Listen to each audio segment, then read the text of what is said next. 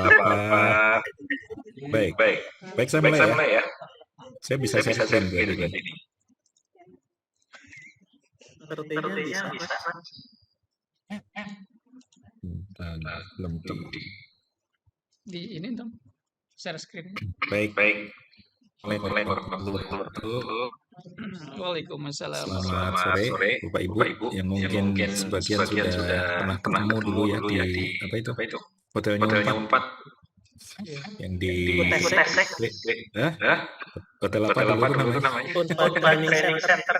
Oh iya Mbak Training Center ya.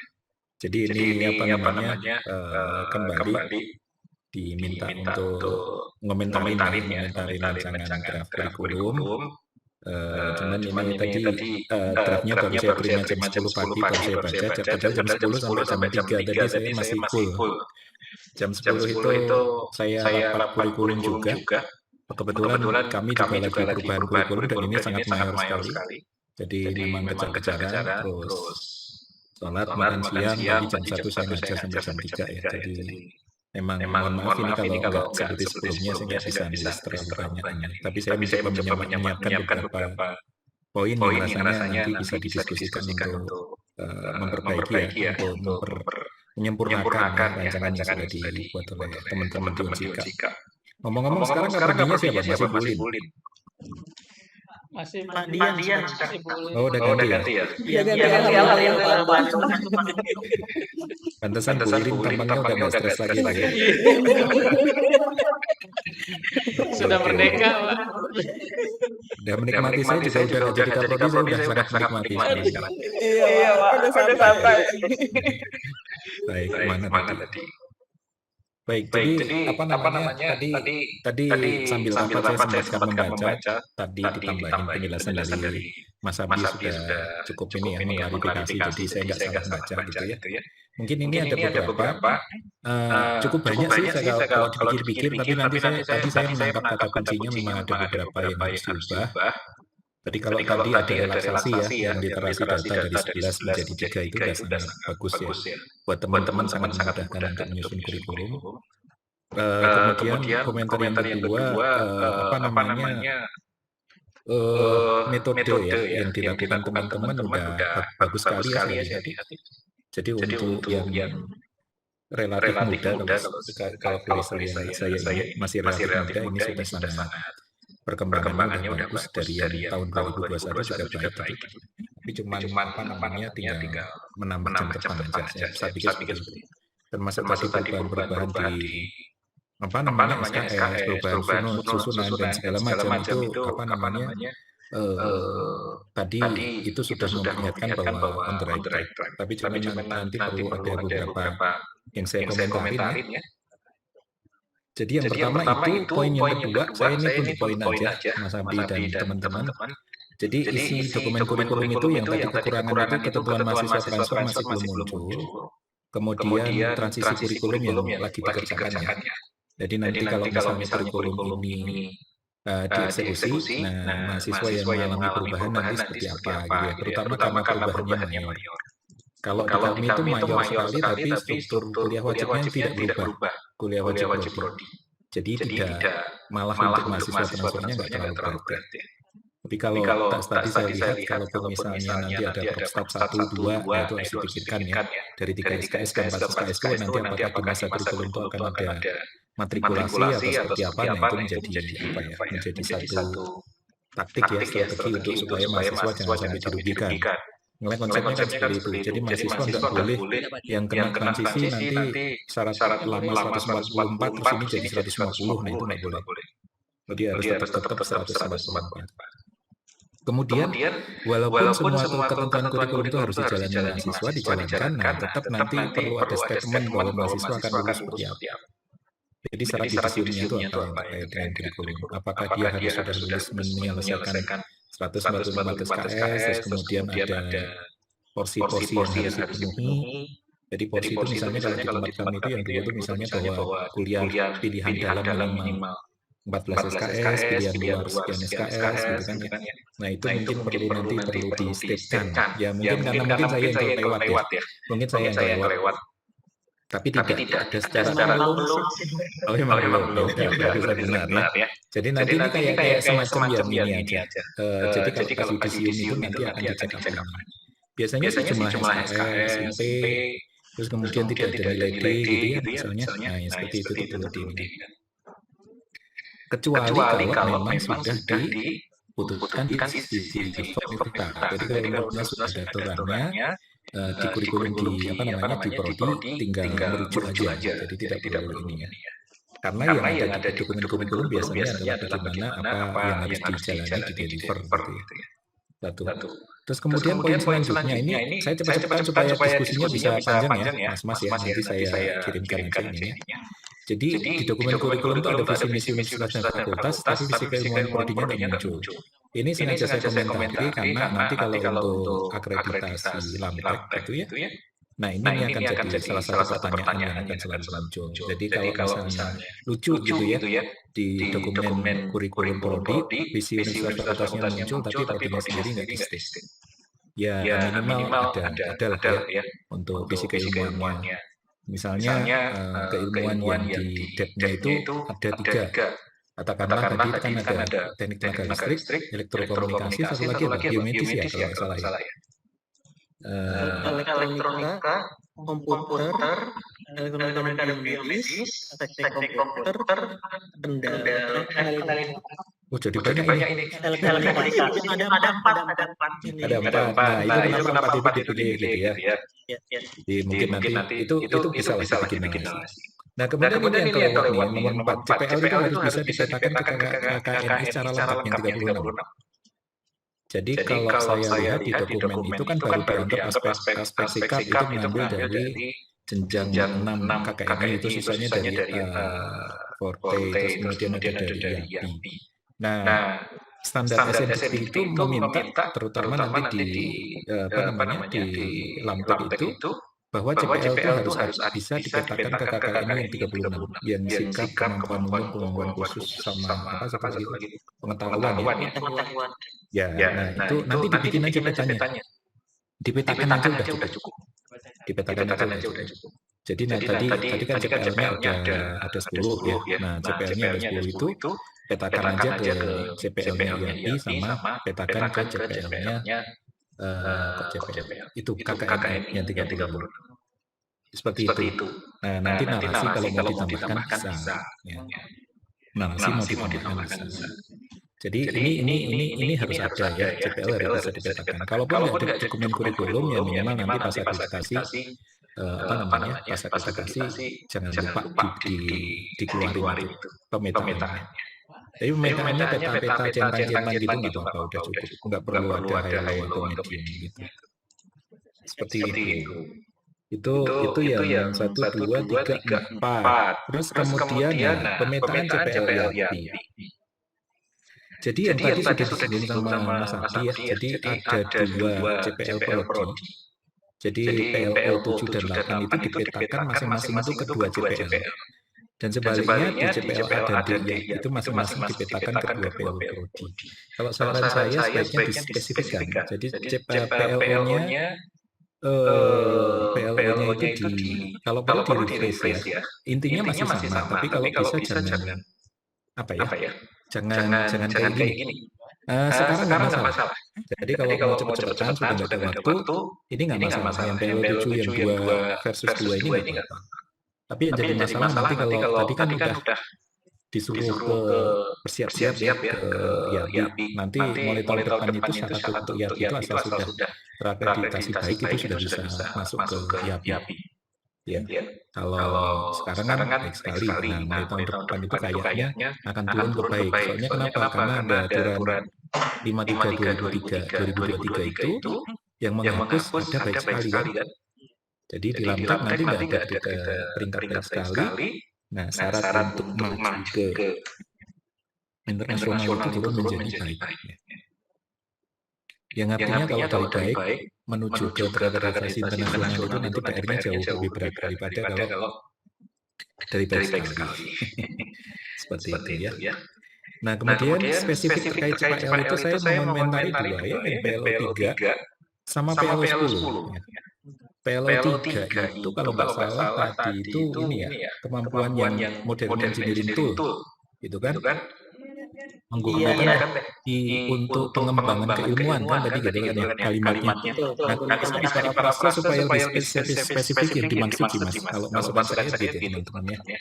Jadi kalau kemampuan menggunakan teknologi mutakhir untuk praktik keinsinyuran, nah itu lebih spesifik. Kalau mengembangkan keilmuan itu jadi kurang spesifik, karena arahnya sebenarnya nanti adalah untuk mendukung PLO yang lain. Jadi di PLO yang lain itu ada kemampuan untuk merancang devising ya, struktur, sistem, komponen, dan seterusnya untuk sebagai solusi dari sebuah permasalahan kompleks.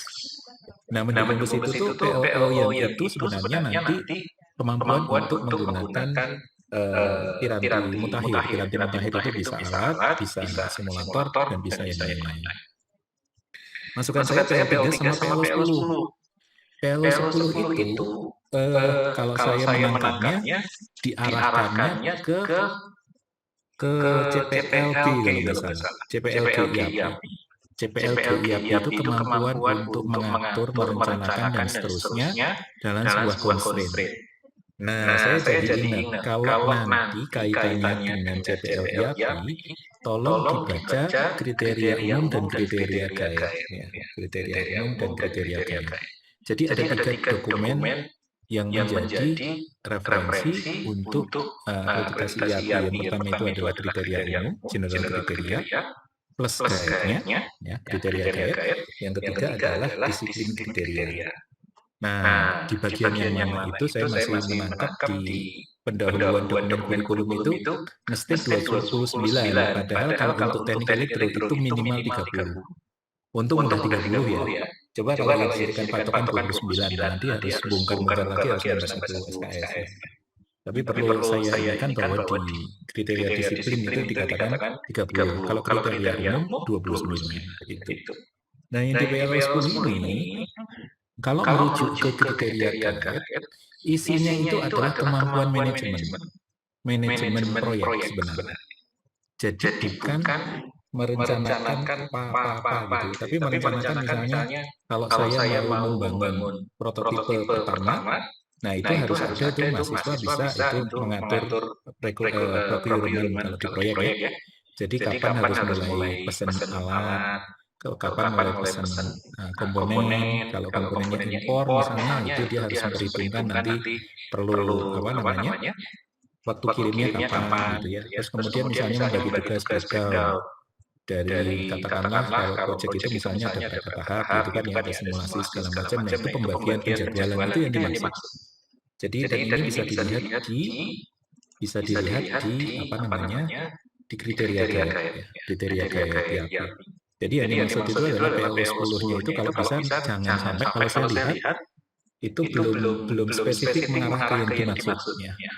Jadi mungkin masih dianggap lebih ke apa istilahnya bukan ke manajemen gitu, bukan ke manajemen pengerjaan tugas, tapi justru ke substansinya sendiri. Padahal spesifik kalau di kriteria G itu adalah yang dimaksud adalah manajemen pengerjaan tugas dan bukan substansinya. Kira-kira itu yang terkait dengan CPL ya. Jadi CPL-nya dari isunya mungkin ada ada yang kurang spesifik. PLO 3 sama 10, terus kemudian pemetaan KKKNI itu perlu ditambahkan ya petanya. Jadi peta dari 10 ke 36 itu gampang kok dibikin. Nah terus kenapa kok masing-masing dipetakan ke 2 CPL IAP? Ini kalau di jangka panjang nanti jadi masalah. Di jangka panjang itu maksudnya kalau mau ke akreditasi IAP nanti yang ini bisa jadi sumber masalah. Sumber masalahnya apa? Nah memang di kurikulum teman-teman itu belum muncul ininya ya, pengukurannya belum muncul. Ya, pengukuran pencapaian atau attainment dari CPL itu memang belum muncul. Nah, nanti kalau sudah mengarah ke sana, baiknya itu bisa dipetakan itu satu lawan satu supaya menyederhanakan pengerjaannya. Kira-kira gitu aja sih sebenarnya. Tapi nanti kalau mau digali lebih dalam lah kayaknya sesinya nggak akan cukup nih, karena pengukuran sendiri itu sampai sekarang adalah menjadi satu permasalahan paling berat dari semua provinsi Indonesia gitu ya. Jadi yang pertama itu biasanya kalau baru banget sudah pede maju ke internasional itu biasanya kalau masih Pak yang paling nggak ngerti itu akan banyak ada masalah di MBS, Basic Science, biasanya kurang dari 30. Itu yang paling dasar. Ketika mereka sudah mengatasi itu, problem selanjutnya biasanya ada caption design. Nah, caption design itu yang jadi sumber permasalahan kedua di akreditasi internasional ya. Nah, nanti kalau caption desainnya mulai catch up, mulai bisa diteruskan, nah, the devil itu di ini, di pengukuran. Ya, di pengukuran untuk ini, pemenuhan CPL.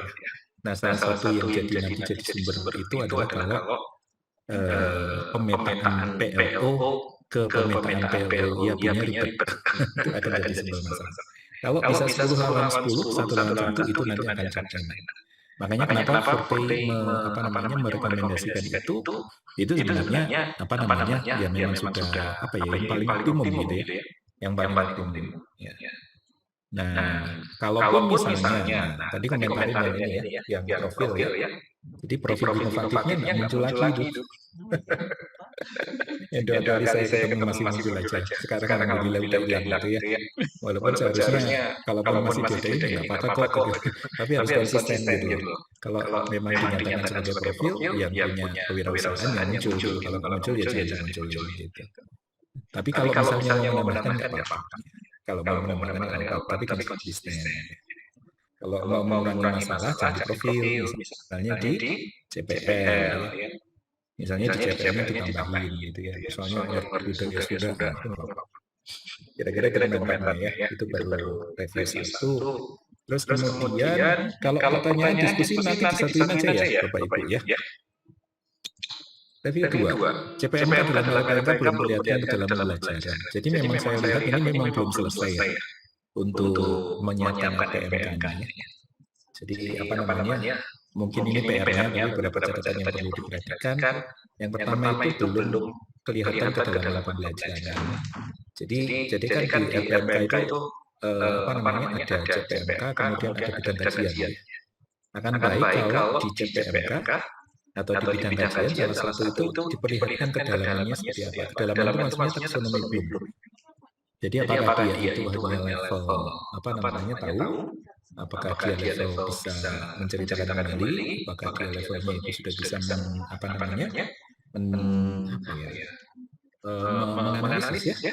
menganalisis, kemudian apakah lebih tinggi lagi mensintesis dan seterusnya ya. Ada C1 sampai C6. Nah, kalau misalnya ya, ini penting kenapa sih? Kalau saya suka cek ini, kalau misalnya ada beberapa kuliah yang dipepetan terhadap satu CPL yang sama, katakanlah misalnya CPL menggunakan matematika in basic science untuk membuat solusi dari sebuah permasalahan kompleks. Nah itu kan kalau misalnya di titik ini itu tentu di tingkat 2, tingkat 3, atau tingkat 4 kedalamannya akan beda. Ya, kedalamannya akan beda. Makanya ini perlu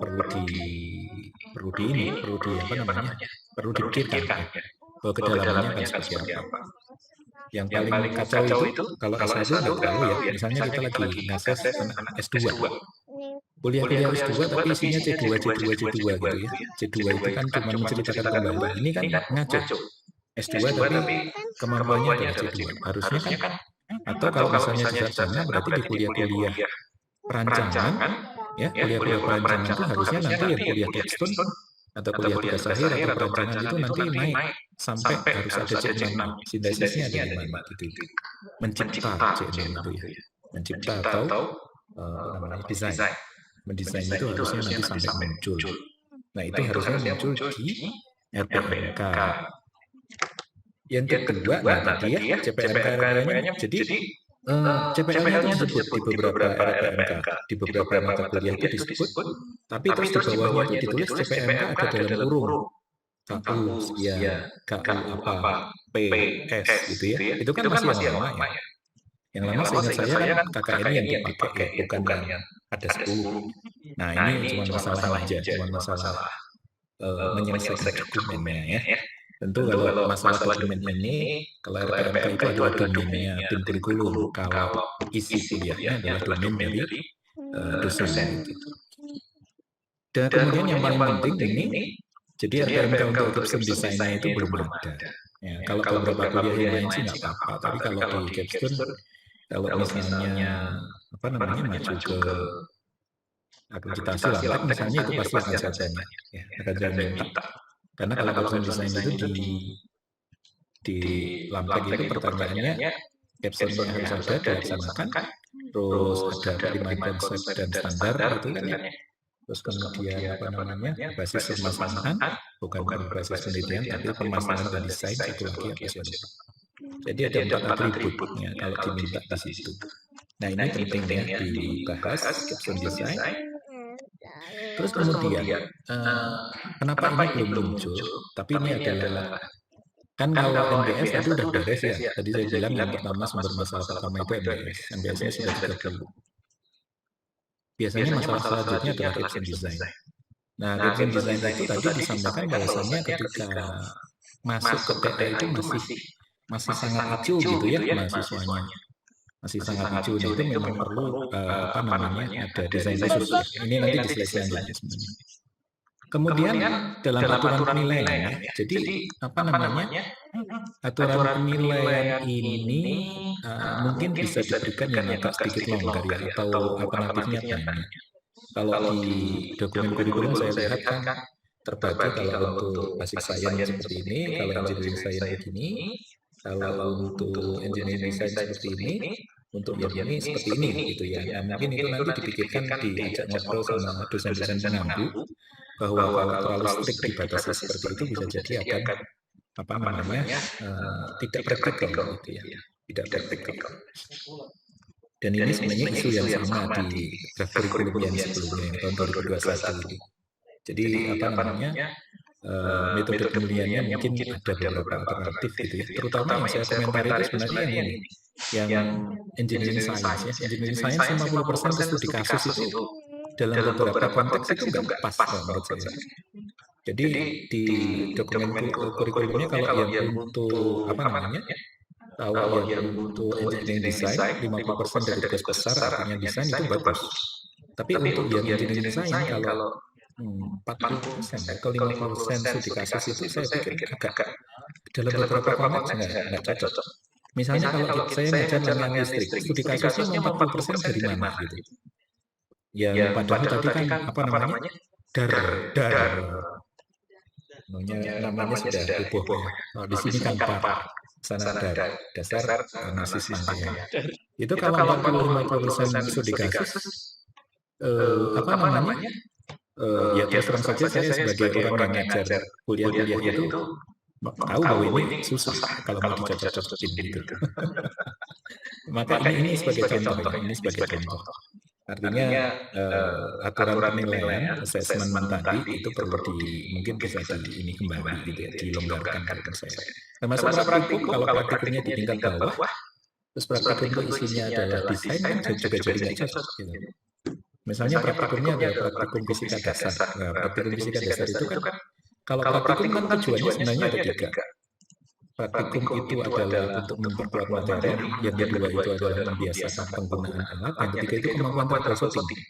Praktikum secara umum seperti itu. Kalau praktikum dibebani dengan desain, nanti itu jadi nggak cocok juga. Nah, coba nanti diinikan ya. Coba nanti diinikan sendiri. Ini masukan saya terkait dengan aturan penilaian. Aturan penilaian, terus generalisasi juga termasuk. Nah, terus ini selanjutnya pengukuran pemenuhan JPL ya. Jadi pemenuhan JPL ini kan levelnya di atas di atas capstone design. Jadi barisan dulu capstone design. Pemenuhan JPL kalau mau kalau mau disiapkan dari sekarang, ya ini perlu ada sesi-sesi yang lain ya karena detailnya banyak ya. Cuman begini. Di instrumen penilaian Lamtek itu ada pertanyaan mengenai bagaimana apakah prodi itu melakukan assessment pemenuhan JPL. Itu memang ada spesifik. Sebenarnya ini bisa dikaitkan dengan pemetaan tadi. Ya.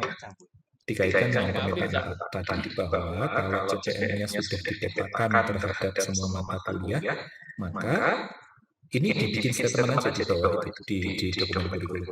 Jadi pengukuran pemenuhan kelulusan kuliah-kuliah itu dianggap bahwa mahasiswanya sudah memenuhi CPL 1 dan yang kedua skor CPL-nya kelulusannya berdasarkan kelulusan mata kuliah. Mungkin statement singkat itu saja sudah cukup.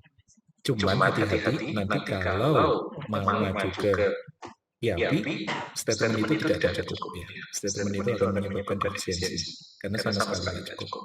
Tapi kalau untuk akreditasi LAMTEK nasional, statement itu cukuplah untuk menjawab itu ya.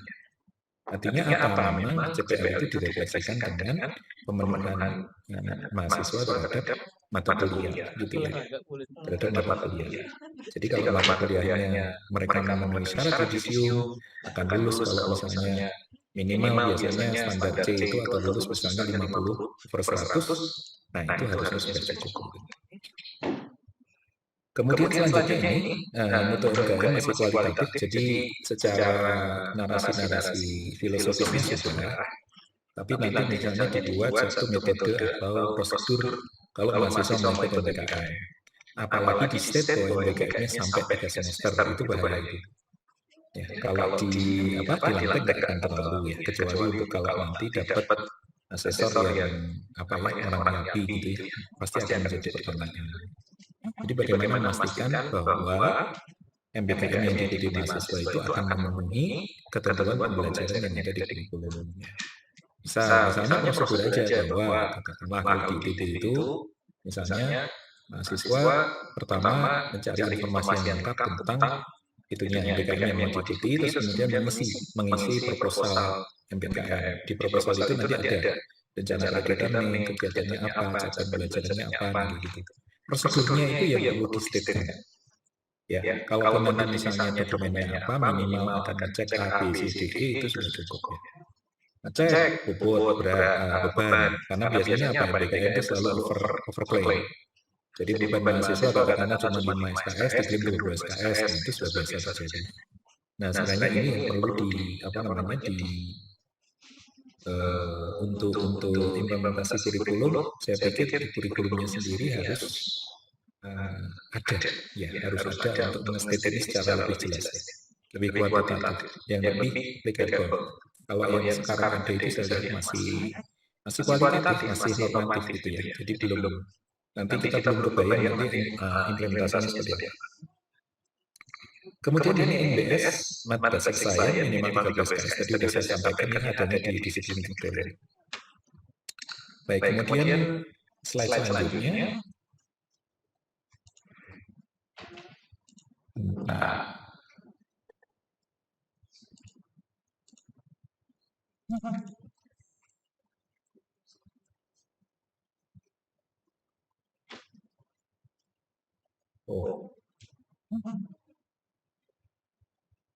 baik.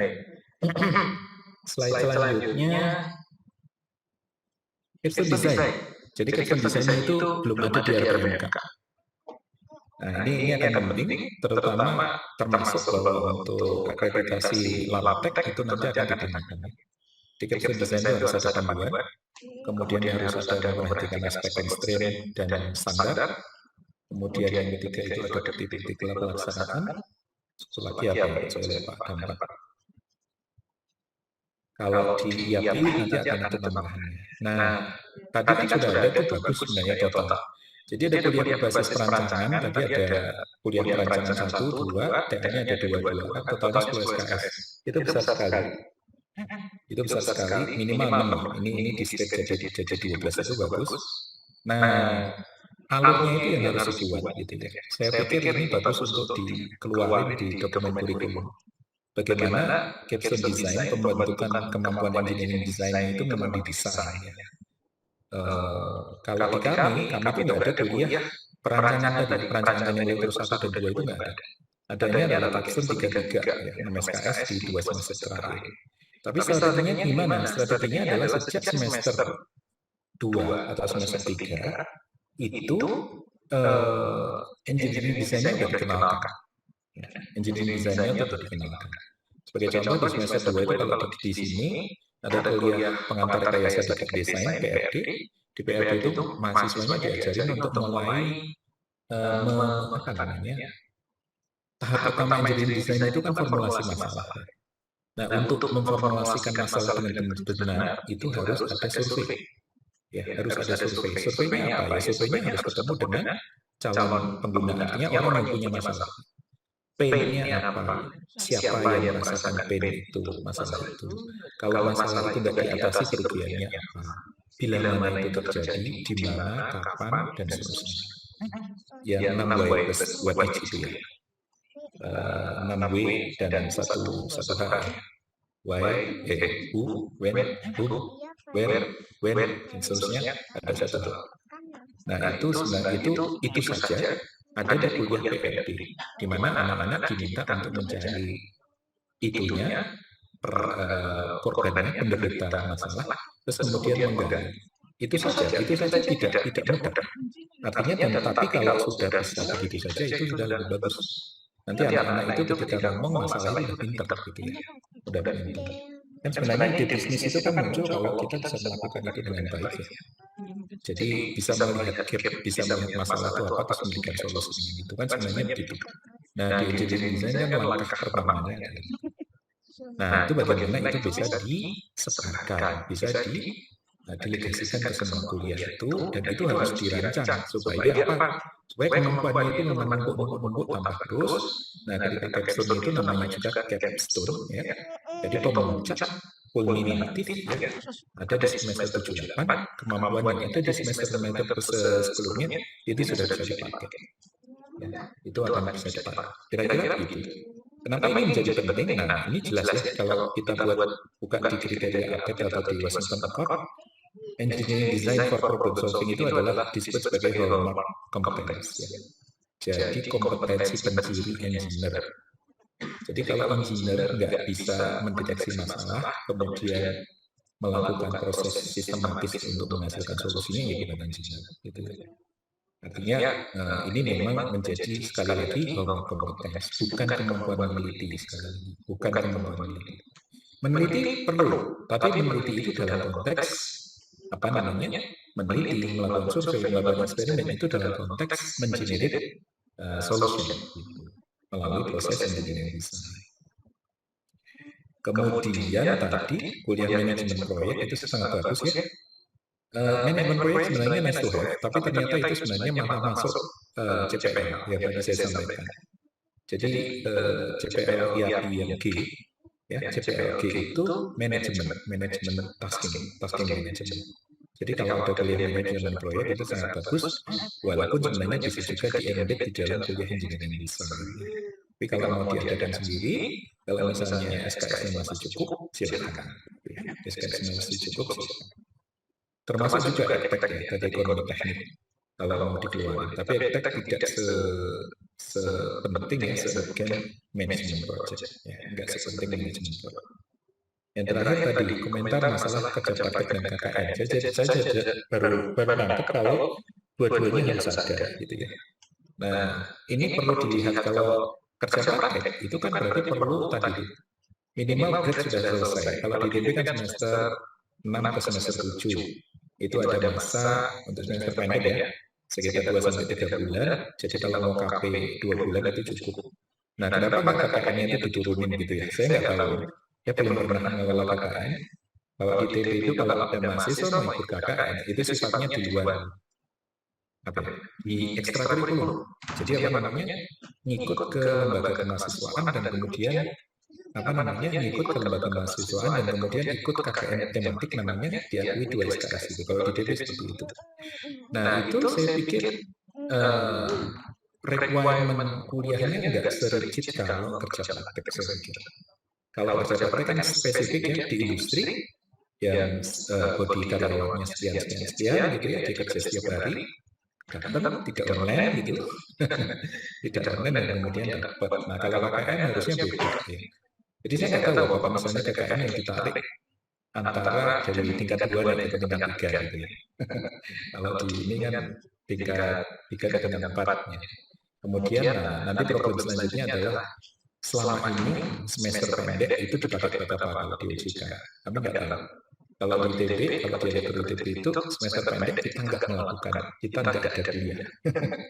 Jadi mahasiswa hanya ngambil kuliah yang umum yang di dalam elektro sendiri nggak pernah ngambil. Ya.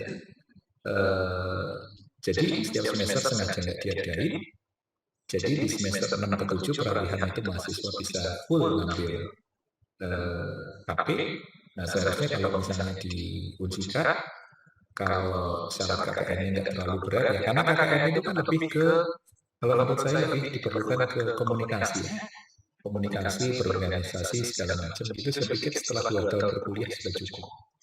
Tapi kalau misalnya KKN-nya gimana bisa diinikan di luar itu ya, ini adalah lokal ya. Jadi kearifan lokal di universitas lain pasti, di universitas masing-masing pasti punya semacam apa namanya best practice-nya seperti apa. Nah itu aja komentar tadi terkait sama kecerdasan dan KKN. Baiklah, mungkin itu ya beberapa catatan yang bisa saya sampaikan. Mungkin karena tadi sudah 3. Nah kalau ada pertanyaan mungkin kita bisa berdiskusi sekarang. Ya. Terima kasih Mas Adi, semoga bermanfaat buat teman-teman semuanya di Unjika. Berharapnya semoga saya kembali.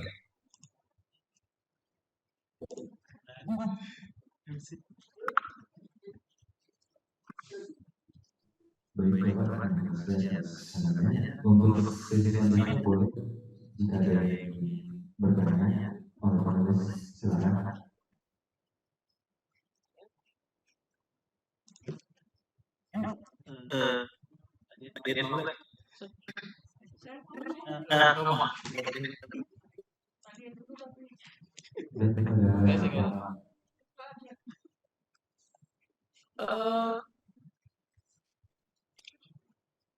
Harus pakai mic ya? Enggak usah ya? Udah bagus suaranya, boleh. Assalamualaikum Pak Amin. Ya, Waalaikumsalam. Ini ada beberapa pertanyaan yang mau saya tanyakan. Yang pertama itu mengenai capstone design. Ini kebetulan kan mata kuliah rekayasa sistem sebelumnya itu kami ada mata kuliah namanya rekayasa sistem. Itu digunakan untuk persiapan ke capstone design ke KA1 ke KA2. Nah itu SKS-nya hanya 2 SKS. Itu dilaksanakan di semester 6. Nah itu biasanya kendalanya itu kurang waktu sih. Jadi karena memang itu mata kuliah yang dibebankan untuk persiapan tugas akhir, jadi di situ benar-benar mahasiswa dituntut untuk belajar mencari masalah gitu ya, mencari masalah, kemudian mencari solusi dari permasalahan gitu ya, sampai dengan mengungkapkan solusi dari permasalahan itu gitu. Di luar itu termasuk sedikit mengenai manajemen proyek dan juga penulisan gitu. Jadi tata tulisnya juga masuk di situ. Jadi memang biasanya itu jujur saya kurang waktu gitu karena hanya diberikan 2 SKS. Kemudian opsi yang ada opsi gitu ya. Kemudian dibuat ada 2 mata kuliah gitu. Ada 2 mata kuliah dengan masing-masingnya 2 SKS dengan penempatannya itu ada di semester 5 dan 6. Nah, kalau dari sudut pandangnya Pak Amin gitu ya, kalau dibuat 2 mata kuliah terpisah itu apakah lebih efektif atau dibuat dalam 1 mata kuliah tapi 3 SKS gitu. Itu gimana Pak? Itu dibahas dulu lah ya, biar nanti tuntas satu-satu gitu ya. Suara saya nggak muncul kok, nggak ada tanggapan. Halo? Masuk ya? Baik. Jadi gini, seperti tadi yang saya sampaikan ya, kalau misalnya di kami itu sebenarnya satu total jenderal itu dikumpulin di dalam kuliah TA yang namanya SKS 3+3 gitu ya. Nah di semester di kurikulum kemarin 2019 karena memang formulasi masalah dan seterusnya sampai bikin rancangan desain ya itu perlu 4 SKS sendiri. Nah, apa yang berat itu di situ sebenarnya. Jadi kan kebiasaan kita itu kan melihat di produknya, tidak melihat di prosesnya. Padahal yang dipentingkan di engineering design itu adalah proses desain, bukan proses bikin. Ya, bukan proses implementasi. Jadi proses implementasi itu nanti saya sering mendengar komentar ya dari teman-teman dosen yang belum paham betul tentang kepesan desain. Ketika akhirnya muncul, selesai diimplementasikan, terus komentar mereka itu, loh ini kan sama aja nih kayak anak D3, sama-sama bikin katakanlah pemanas kayak apakah bikin robot atau bikin apa, itu kan akhirnya produknya sama saja. Anak S1 atau D3, padahal memang yang harus dipahami itu adalah itu problem solving. Jadi mulai dari formulasi masalah, kemudian membuat alternatif solusi, terus kemudian memilih solusinya bagaimana, baru kemudian solusi itu kan baru turun ke spek. Ya, baru turun ke spek. Engineering design di perguruan tinggi kita itu kadang-kadang seperti itu. Jadi ujuk-ujuk masalahnya belum secara dalam dipahami, yang ada di otaknya itu adalah saya ingin bikin itu, gitu. Itu adalah suatu kesalahan besar. Jadi tidak berbasis pada itu. Hanya kalau kami kemarin 4 SKS justru 4 SKS dari formulasi masalah sampai perancangan aja. Sampai perancangan. Di satu mata kuliah. Satu mata kuliah 4 SKS. Nah, gara-gara perubahan kurikulum yang sekarang ini kami harus memepet banyak sekali. Jadi kami kembalikan ke 3, tapi tadi kita coba, jadi kita itu mulai dari PRD semester 2, semester 3 itu kuliahnya apa ya? Kuliahnya sistem digital, semester 4 itu kuliahnya elektronika, semester 5 itu sistem instrumentasi, semester 6 itu sistem mikroprosesor. Jadi kuliah-kuliah ini harus berurutan, engineering desainnya diajarin. Makanya tadi saya ceritain bahwa di PRD itu mulai dari empathize. Jadi mereka ya seperti itu.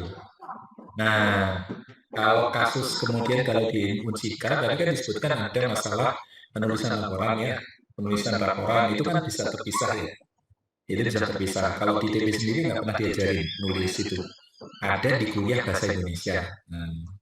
Jadi kuliah bahasa Indonesia dan PTKI ya, tata tulis karya ilmiah itu di sana.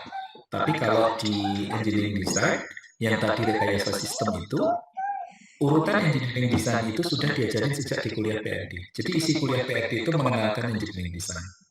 Terus kemudian praktek di tahap-tahap awalnya saja. Jadi tidak sampai mencari alternatif solusi. Kalau cukup nanti dibahas, tapi minimal yang sangat intens itu adalah mengumpulkan data. Jadi eksperimen. Nanti untuk menurunkan alternatif solusi diajarnya di kuliah selanjutnya di apa namanya? Sistem digital. Ya, sistem digital. Nah, nanti di semester 4 elektronika itu kan lebih ke desain elektrik ya. Nah, lebih desain, nah itu nanti disesuaikan gitu Bu caranya. Nah, kalau sudah di teman-teman sudah ada 4 SKS itu sebenarnya bisa. Jadi kalau mau dimanfaatin di 4 SKS itu harusnya cukup banget kan total 10 SKS ya. Iya. Tapi memang gini, tadi saya belum sampaikan. Nggak mungkin yang namanya capstone design itu dipegang satu mahasiswa sendiri. Apalagi student body-nya 1 lawan 45. Berapa sekarang perbandingannya? 1 lawan berapa student body-nya? 1 banding 30. Jadi itu nggak mungkin kalau satu. Kalau mau capstone design itu dibikin tim. Jadi yang ini jadi kalau di kami itu gini, satu dosen, jadi dosen itu berpasangan, tidak sendiri. Satu kuliah ke TA itu ada pemangku TA-nya, terus ada tim TA-nya. Ya, biasanya sih orangnya sama ya supaya bisa diakui. Tapi kalau tidak di tim TA itu kan nanti insentifnya lewat dari SK dekanat gitu ya. Karena tidak bisa dianggap sebagai kemampuan kuliah. Tapi itu memang diperlukan. Kenapa? Kalau cuma sendirian 1 atau 2 orang dosen, apalagi lawan mahasiswa sebanyak itu kan nggak cukup ya. Jadi di kami itu sepasang dosen itu menghadapi sekitar 5-8 kelompok, yang satu kelompoknya 3 orang. Ya. Ya 5 kelompok lah, 5 kelompok itu udah banyak, 3 sampai 5 kelompok. Artinya satu dosen berpasangan itu sekitar 15 sampai 20 orang.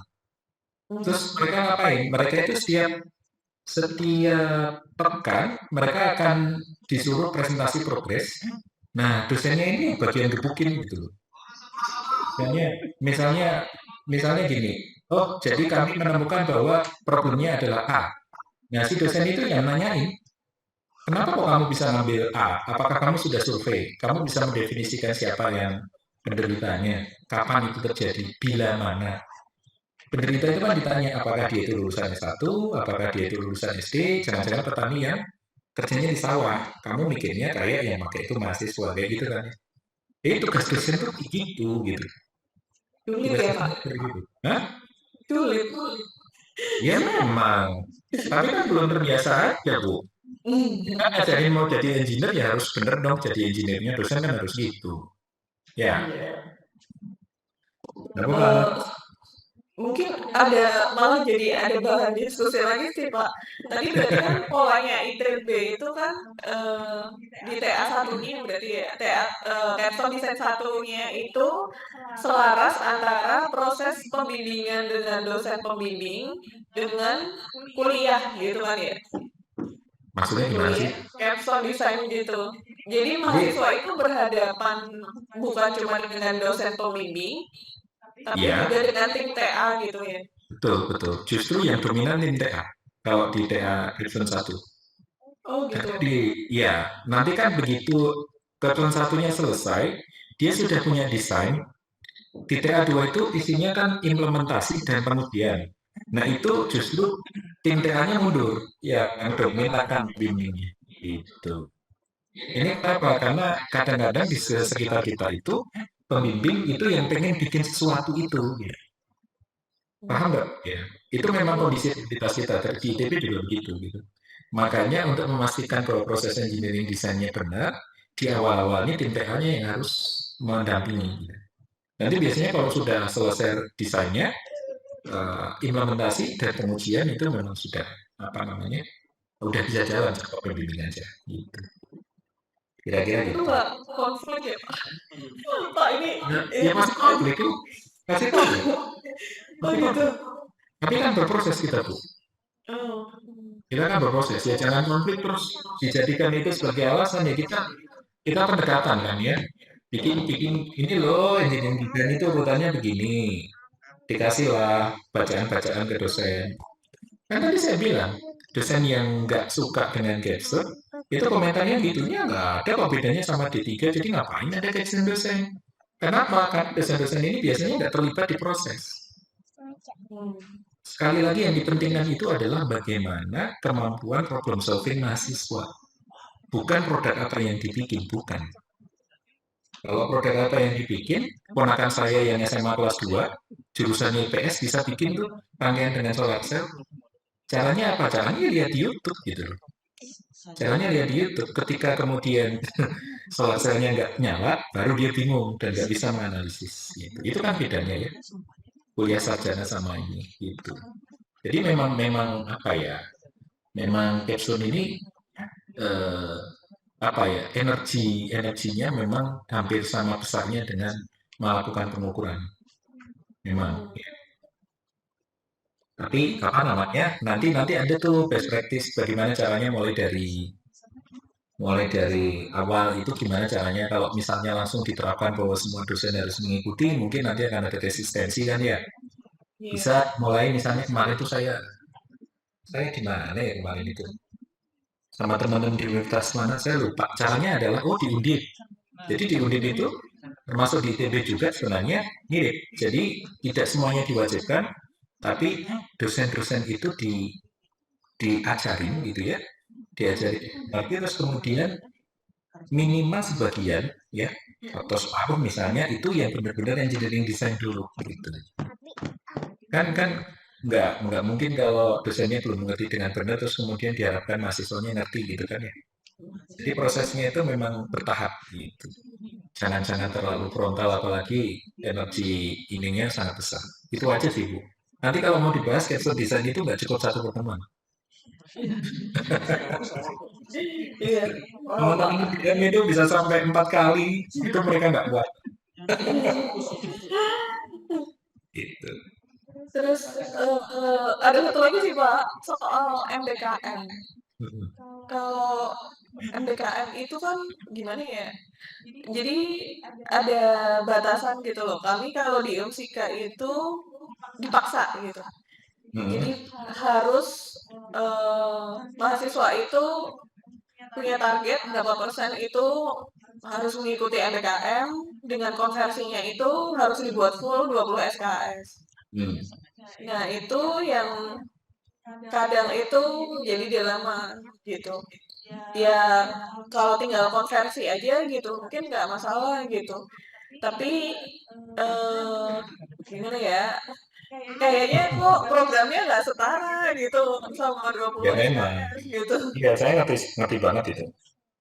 Itu Nah kan itu problemnya kan masalah kultur ya. Kalau di iya. sini kami berani balelo sama atasan gitu. Ya itu tadi sih Bu, itu apa ya, kearifan lokal saya nggak bisa komentar terlalu banyak. Saya tahu betul apa yang masalahnya apa, dan itu bagaimana juga kalau di kami juga sama kok sebenarnya.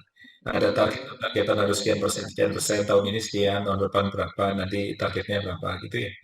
Tapi ya apa namanya, by rule aja, by rule. Artinya kalau aturan kurikulumnya begitu, nanti coba diterapkan. Kalau misalnya ada yang override itu kan masalahnya di atas ya, yang memaksa kita untuk melanggar aturan gitu ya. Nah, tidak ya ya sudah itu kan menjadi sebuah KPI institusional akhirnya gitu. Dan saya pikir kalau untuk nanti kalau yang dipikir adalah akreditasinya lantai itu belum jadi masalah. Tapi akreditasinya sudah IAPI itu akan jadi problem. Kalau sampai lulus ya, tidak punya ini, gitu ya, tidak punya aturan yang jelas bagaimana MBKM itu diakomodir seperti itu. Kan ada yang MBKM-nya sampai masuk kurikulum 40 SKS itu ada gitu kan ya. Tapi artinya kan ada upaya itu, perkara nanti di belakang itu jadi problem ya memang itu kearifan lokal gitu. Tinggal bagaimana nanti tadi siklus PDCE-nya atau PPEP-nya. Artinya kan sedikit-sedikit nanti kan misalnya berharap situasi berubah, itu jadi nggak terlalu ini spesifik lagi atau bagaimana gitu ya. Seperti itu kan ya. Jadi ya itu nggak bisa di-generalisir karena sangat case by case. Case by case-nya bisa MBKM-nya, bisa institusinya. Gitu. Kalau misalkan ada nggak sih Pak trik atau mungkin cara khusus gitu untuk misalnya kita tetap mengakomodir MBKM gitu, tapi dengan batasan bahwa kita bisa memastikan kualitas dari MBKM-nya gitu. Ini ya sharing aja. Kalau yang kita lakukan di sini Bu ya, Iya. dulu pertama kali ada MBKM namanya Google Bangkit. Oh iya. Bangkit itu 20 SKS. Tapi kami melakukan assessment, oh itu kalau buat anak elektro maksimal 13. Di kami itu hanya diakui 13. Di informatika malah cuma 9. Oh iya. Karena kan isinya kan gitu. Nah, Padahal terus Bangkit itu udah bagus ya Pak dibanding yang lain. iya, tapi kan itu apa namanya di kami kan itu ya kuliah 9 LKS itu apa yang ada di Bangkit itu. Oh gitu. Iya. Artinya kan setiap perguruan tinggi kan beda ya. Bangkit itu termasuk yang sudah agak bagus, tapi tetap nggak ini ya. Nah, terus ada ketentuan harus 20 SKS. Apa yang harus dilakukan? Nah, kita tidak mengubah bahwa itu tetap 13 SKS, tapi 7 SKS-nya itu di-on-top-kan. Jadi kamu kalau ngambil Bangkit ya, tetap kamu nanti diakui 20 SKS, tapi yang 7 SKS itu tidak bisa dimasukkan dalam memenuhi kurikulum 144. Paham maksudnya nggak? Artinya kalau Ya, dia tambahan. betul, kalau dia anggap Bangkit, dia akan lulus dengan 151 gitu. Oh gitu. Iya, kan ada batasannya 160 ya. Iya. Jadi akhirnya ya mahasiswa harus benar-benar milih ya.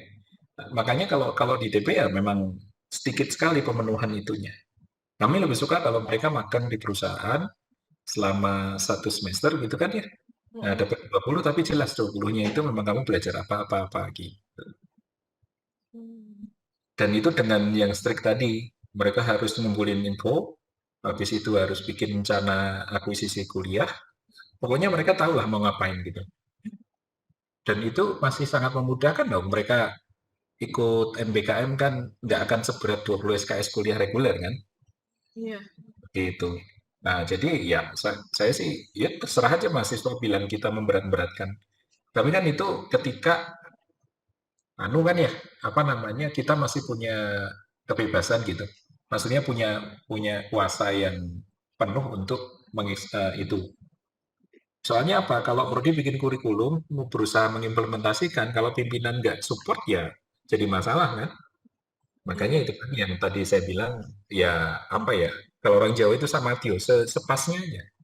Kalau misalnya kami 13, misalnya di situ bangkit, oh ini bagus banget kok 20 juga nggak apa-apa gitu. Asal teman-teman di sana punya justifikasi gitu loh. Iya. Jangan sampai berlepas gitu loh. Oh karena perintah pimpinan bahwa ini harus 20, ya jangan begitu. Artinya memang, Pak ini nggak bisa, ini misalnya katakanlah 16 SKS, yang 4 diontopkan, nah, coba dinego gitu. Dengan begitu nanti kan Pak kita bisa memilih ya, punya list MBKM yang bagus, yang mana, yang enggak, yang mana gitu. Ya misalnya kalau kemarin tuh saya lihat misalnya kayak yang di apa namanya, di perusahaan-perusahaan besar itu, saya nggak tahu kalau di teman-teman yang lain ya, kalau di TB itu memang kalau mahasiswanya yang tadi diceritakan Mas Abdi ya, bahwa kalau KP diem saja, itu event di BMBKM juga setengah dianggurin, setahu saya. Iya. Ya kan? Dianggurin, akhirnya mereka nggak dapat apa-apa kan? Iya. Gitu. Kalau yang bagus dikaryain, bahkan kalau bagus banget dikasih duit gitu ya, kasih gaji bulanan. Kita tahu kok. Dan itu yang memang kita nggak suka kan dengan MBKM ya. MBKM kan jadi apa ya, perusahaan itu mencari apa namanya? Kayak Tenaga kerja murah. keuntungan gitu ya. Iya, cari buruh murah lah gitu. Buruh murah yang pintar gitu ya. Buruh Iya. murah yang pintar. Tapi di sisi yang lain kalau teman-teman di swasta itu menjadi pembantu ya, kalau kekurangan dosen atau apa, ya udah mereka di MBKM aja lah, kita nggak usah ngurusin ngajar gitu. Ya tapi tetap balik lagi ke bagaimana kita mau menjalankan kurikulum itu. Kira-kira gitu sih menurut saya. Berarti kalau di ITB itu bisa jadi mahasiswa hanya satu kali ya mengalami MBKM, Pak? Satu Masa ya semester. nggak pernah, ya nggak pernah. Yang ikut itu paling 20/120 ya, paling 1/6, 1/5 aja. Oh gitu. Iya, yang ikut MBKM. Oh iya. Iya. Oke. Itu dulu mungkin Pak. Terima kasih. Baik. Silakan. Saya mungkin Pak. Oh, silakan. Paling nggak ada bukannya. Ini Pak terkait dengan tadi pemenuhan CPL. Ya. Mungkin lebih ke PI-nya ya. Performance indicator-nya itu apakah lebih baik sudah dituliskan memang di buku kurikulum ya Pak? Nggak perlu. Oh, nggak perlu berarti. Nggak perlu. Yang harus dikunci di kurikulum itu adalah CPL-nya. Yang harus dikunci itu adalah CPL. Terus kan karena kaitannya dengan pemetaan ke kuliah, maka CPMK-nya juga perlu dikunci. Nah, itu sudah ada tuh di apa namanya petunjuknya Dikbud segala macam itu kan ya. Ada yang pakai istilahnya sub CPL, kadang yang menyebutnya PI. Di sisi yang lain CPMK jadi sub CPMK. Itu kan ya. Nah, di RPMK itu cukup CPL sama CPMK saja. Jadi di dokumen kurikulum itu cukup itu. Kenapa? Karena PI itu sifatnya adjustable, bisa di apa istilahnya teh? Dikalibrasi. Bisa dikalibrasi. Jadi kalau misalnya setelah berjalan beberapa waktu nggak cocok PI-nya, bisa diganti PI, tapi CPL-nya nggak boleh. Gitu. Jadi gini, kalau misalnya kalau tidak ada kewajiban bikin sub CPMK dan sub CPL ya jangan, nggak usah. Cari masalah itu Mas. Tapi siapkan di belakang untuk nanti menuju IABI. Kalau di IABI harus ada PI minimal. Jadi satu CPL yang 10 itu tetapkan minimal 2 atau 3 PI. Ya tergantung ini. tergantung apa yang bisa dijadikan indikator kinerja. Kalau adanya 2 ya 2, kalau ternyata ada 3 yang distinktif, tidak saling terkait, ya bikin 3. Gitu. Nah, nanti pengukuran itu terhadap tiap-tiap PI. Pengukuran itu nanti PI-nya yang dititipkan ke CPMK, kalau ngukurnya sekaligus di CPMK, atau kalau enggak di kuliah, ya berarti dibikin PI terus dibikin pengukuran khusus gitu. Nah, pengukuran ini juga sesinya panjang juga nih.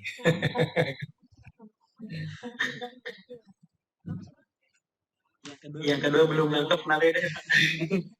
Apa yang kedua? Iya, yang tadi kalau misalnya bukan di CPMK ya, kalau bukan di mata kuliah gitu. PI-nya berarti kan tadi katanya khusus ya. Iya. Khusus itu ya berarti beda antara pengukuran CPMK yang dilakukan tiap dosen pengampu sama pengukuran CPL khusus.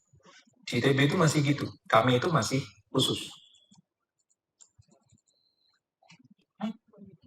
Nanti kalau yang gimana?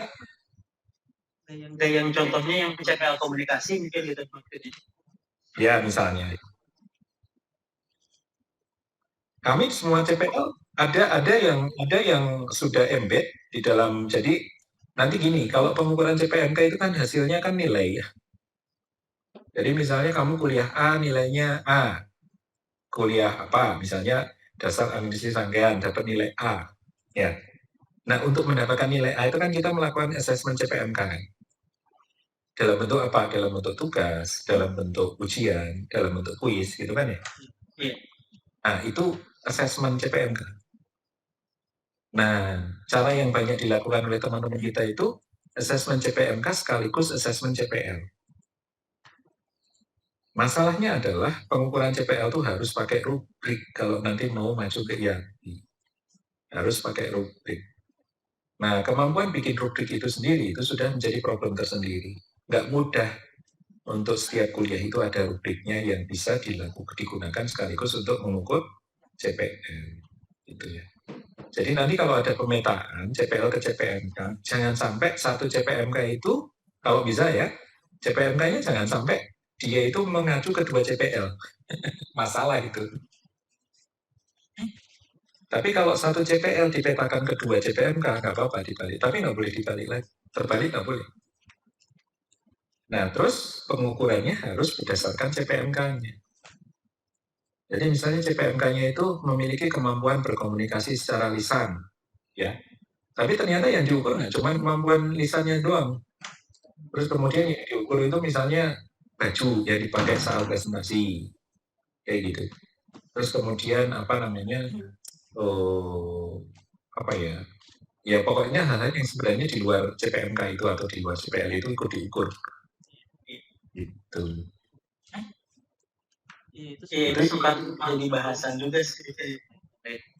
Iya.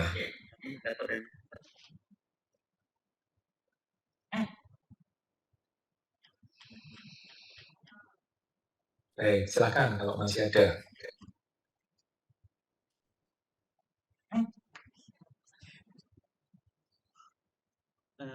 Pak, mungkin sedikit lagi Pak soal yang CPL tadi, soal PI sih sebetulnya. Iya. Kalau misalnya contohnya kan tadi PL1 kami itu PL2 ya, yang pengetahuan itu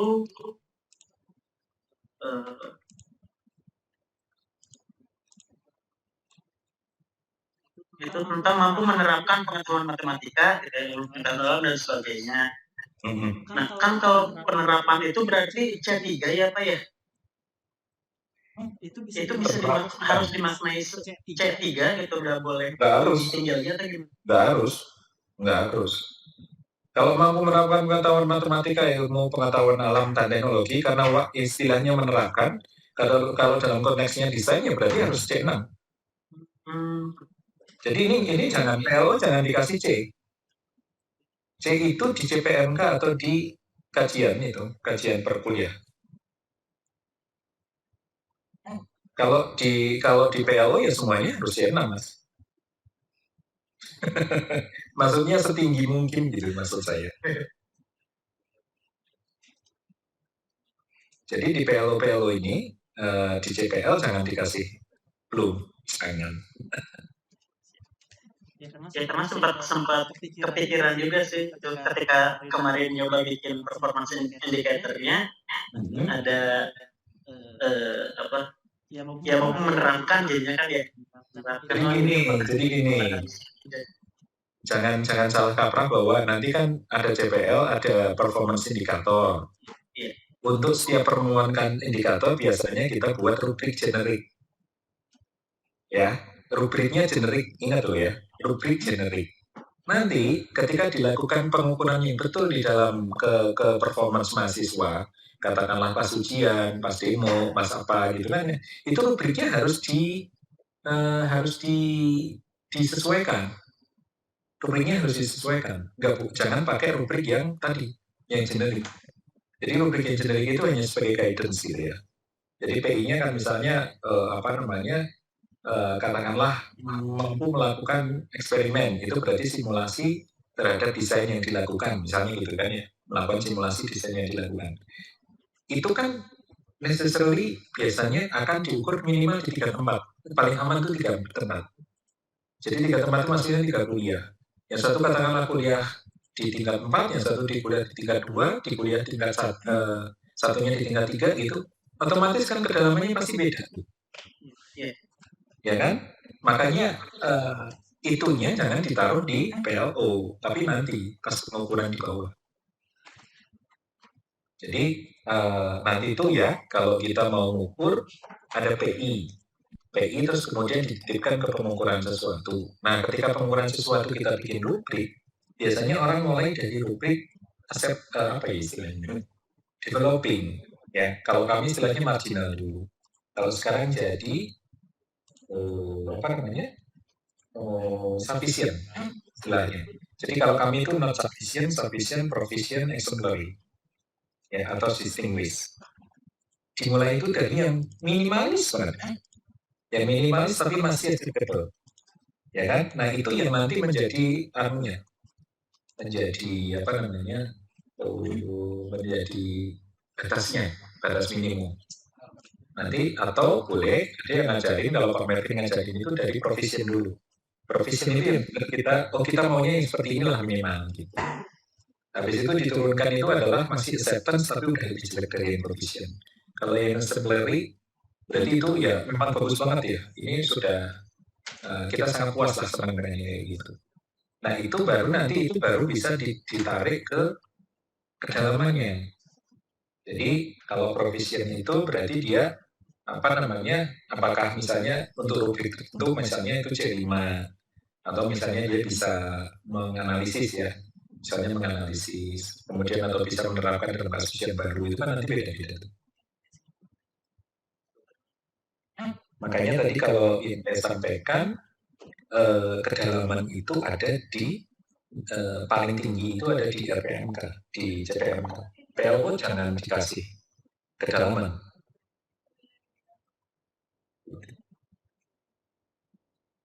Semoga nggak tambah pusing ya. Agak sih. Kalau misalnya tadi satu PI gitu diukur di 3 mata kuliah, ya. Semester ini, itu kan berarti jadi ada 3 data lah gitu ya, Pak ya. Itu apakah cara menggabungkannya, apakah digabungkan atau dianggap sebagai data terpisah aja pengambilan? Gabungin aja. Asal dibikin rubriknya itu sudah sesuai gitu loh, sudah appropriate. Maksudnya jangan menggunakan satu rubrik yang sama, terus kemudian diterapkan di tingkat 2, tingkat 3, tingkat 4, rubriknya sama ya, nggak appropriate. Itulah kenapanya saya bilang tadi untuk satu PI, itu ada rubrik yang sifatnya generik. Nanti harus pas dulu, tingkat 2 bagaimana, tingkat 3 gimana, tingkat 4 gimana. Dalam konteks itu, skor masing-masing ya udah dirata-ratakan aja, udah cukup apa-apa. Jadi tidak ada bobot yang berbeda gitu ya? Iya, tapi kan di rubriknya yang dibedakan. Tapi mengacu pada satu rubrik generik. Itu. Biasanya yang kayak gitu yang lebih mudah. Kalau misalnya rubriknya disamain, nah bisa jadi di tingkat 2 nanti dikurangi, dibobot, boleh aja. boleh aja. Tapi kan lebih susah nanti, nggak praktikal. Gitu.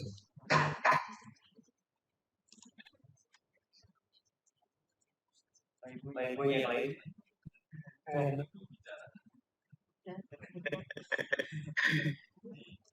Semua dosen harus belajar bikin rubrik ya.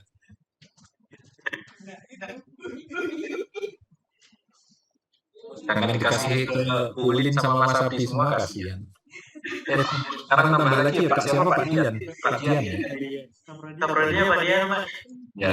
Pak Dian aja. Jadi tambah 3 orang yang tugas bikin rubrik.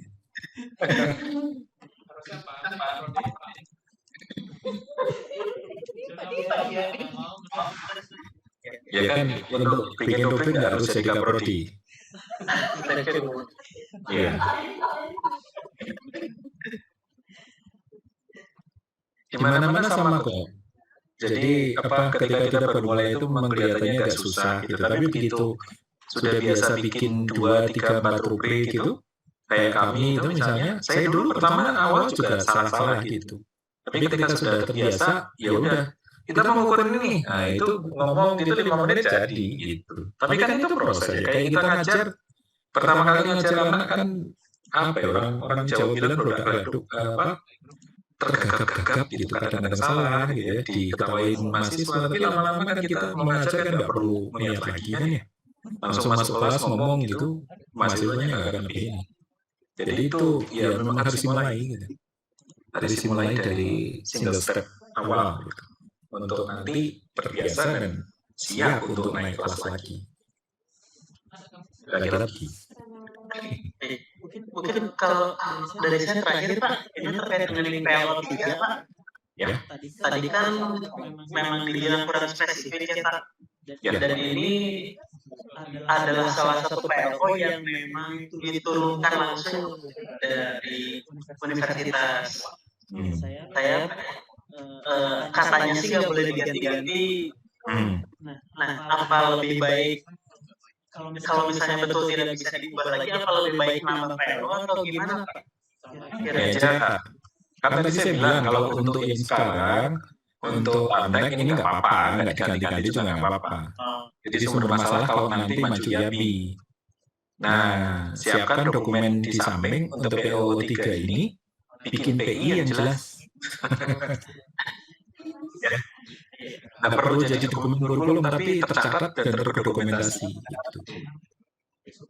PO 3 sama PO berapa tadi? PO 10 ya? Perlu saya pikir lagi nih Pak. Bagusnya gimana itu pernyataan.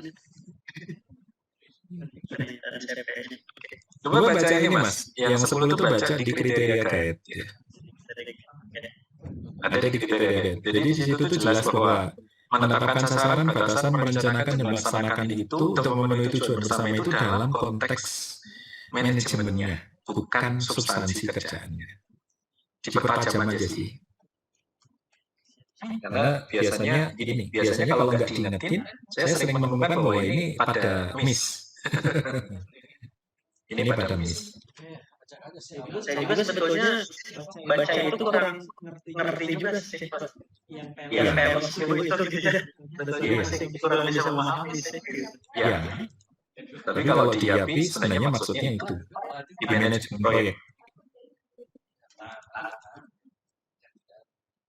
Kalau dari itu tidak ada pertanyaan, Bapak Ibu yang lain?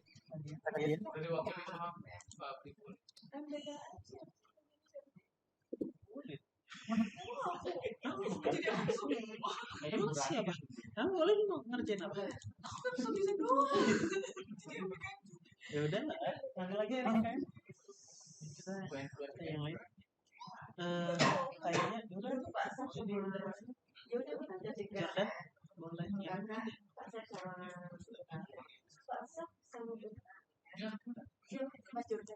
Jordan boleh ya. Udahlah Kapolri berarti. Dicukupkan aja. Baik. Terima kasih Mas pada pemahaman hasil diskusi atas pemahaman dulu dan juga review dari kurikulum yang telah dilakukan tadi.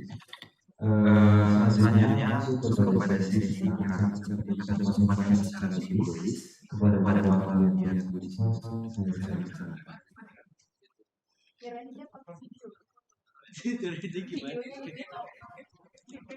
Mohon saja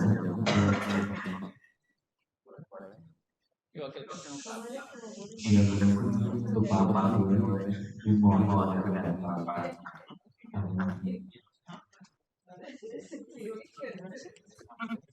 Gak ada temennya, saya ini fotonya siapa? Pak Min itu anak-anak.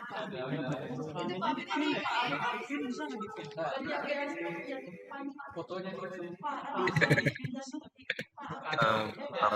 Maaf, ya ini wakilnya Pak secara simbolis ya Pak. Oh iya. Banyak Pak, maaf Pak. Kok nggak mau? Bukan ini ya?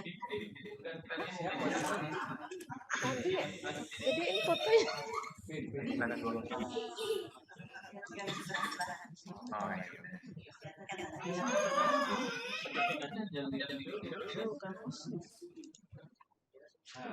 Bisa nggak pintuan itu? bisa. Mana? Nggak bisa. Saya kedua. Enggak lah.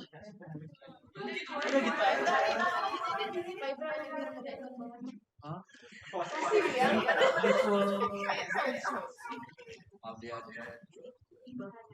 Tadi aman kan Udah. tiba-tiba fotonya ada. Jangan jadi benar Masya Allah.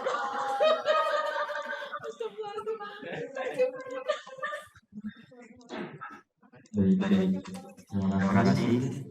Selanjutnya kita masuk ke penandatanganan dari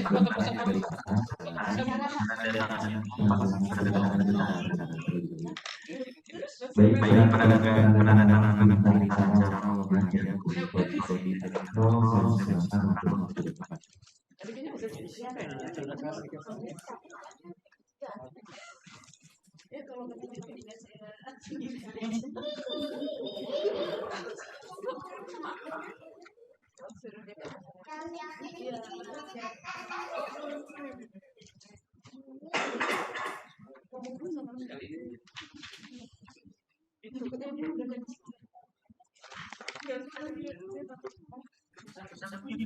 baik masuk ke sesi poli bersama-sama. Untuk itu silakan maju.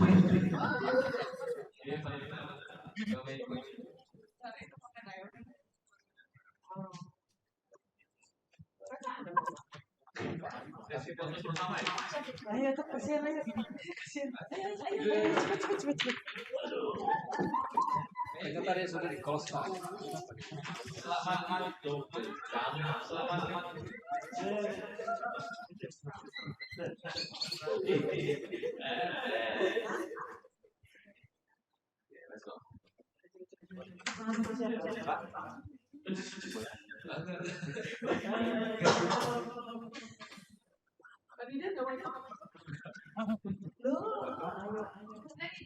Nonton, ibu pun nonton. Ibu masuk.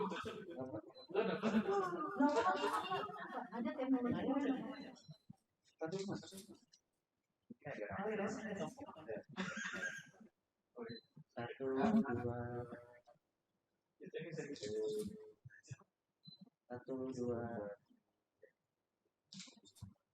Apa lagi? Kok itu dong? Satu, dua. Ini paling perwakilan mana?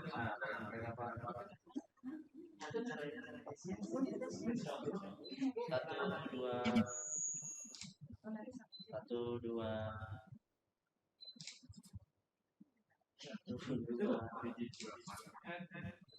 Oke. Terima kasih. Amin.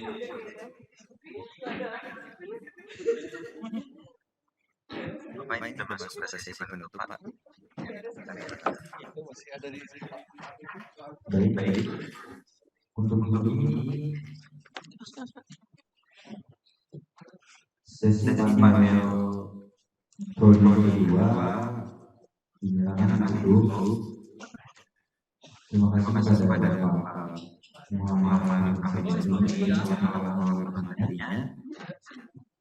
Dan juga untuk selanjutnya informasi kepada peserta sesi panel prodi untuk beristirahat, sholat dan bermakan sampai pukul 19.00 dan dilanjutkan dengan sesi panel ketiga. Kalian saya infokan untuk isoman sampai pukul 19.00 dan dilanjutkan dengan sesi panel prodi ketiga. Terima kasih. Baik, saya pamit ya.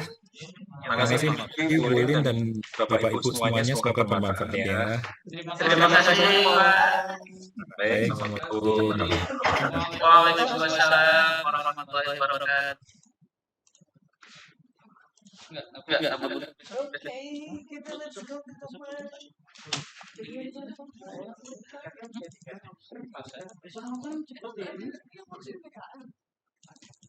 Oke, sana.